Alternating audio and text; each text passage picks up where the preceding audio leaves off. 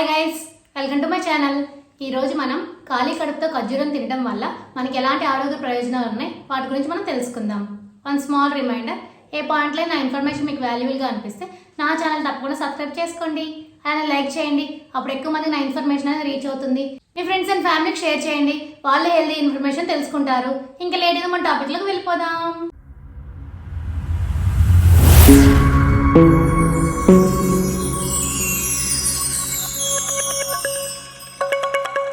మనం ఆరోగ్యంగా ఉండాలంటే మన శరీరంలో రోగనిరోధక శక్తి అనేది చాలా ముఖ్యం. చక్కని ఆరోగ్యం అలానే మనలో మంచి ఇమ్యూనిటీ పెరగాలంటే తప్పకుండా ఖర్జూరాలను మీ ఆహారంలో భాగం చేసుకుంటే మంచిది. ఖర్జూరంలో fibre, calcium, magnesium, potassium, iron, anti ఆక్సిడెంట్లు పుష్కలంగా ఉన్నాయి. ఖర్జూరం తీసుకోవడం వల్ల మీ చర్మం, మెదడు, మీ జుట్టు అలానే మీ ఎముకల ఆరోగ్యానికి కూడా చాలా మంచిది. మీరు కనుక ఉదయం ఖాళీ కడుపుతో 1 లేదా 2 ఖర్జూరాలు తినడం వల్ల మీ జీర్ణక్రియ అనేది మెరుగుపడుతుంది.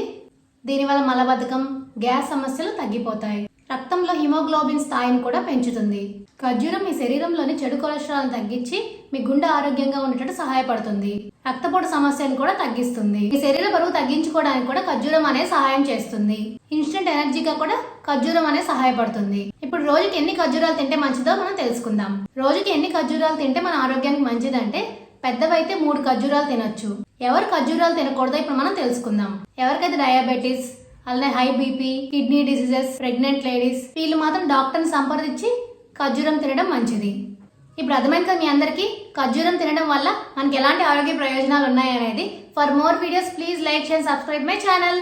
Thank you for watching my video.